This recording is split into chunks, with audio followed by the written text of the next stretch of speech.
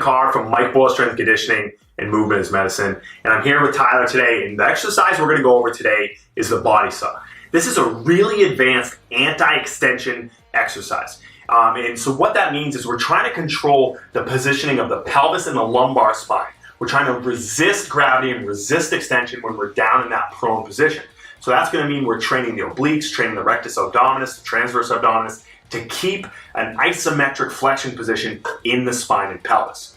Before moving to this exercise, we want to make sure that we've mastered things like a bear hold or a plank hold, a ball rollout, and even a wheel rollout. So this is a really advanced exercise because there's a really long lever from our elbows all the way down to our toes that we're going to have to stabilize to resist that extension force.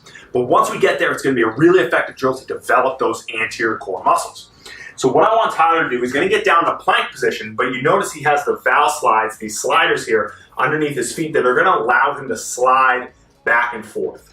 So first, we want to make sure we establish a good plank position, because if we get into this in a bad position, we're going to struggle to stabilize effectively.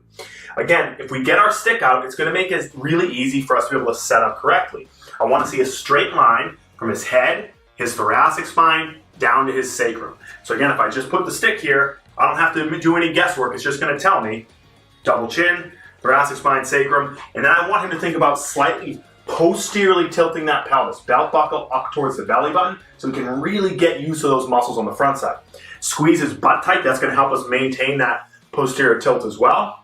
And then what I want to see is he's going to slide his body backwards.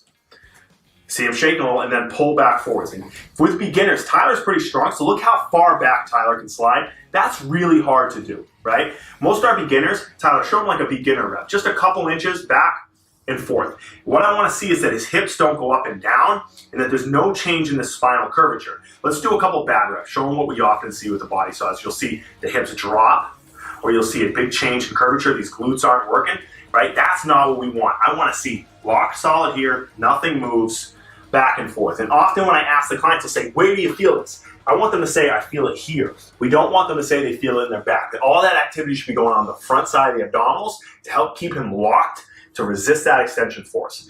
Give the body saw a try. I think it's going to be a great exercise. Just make sure you develop the fundamental strength in anti-extension prior to this so you're successful here. Thanks for watching. I'll see you here next time.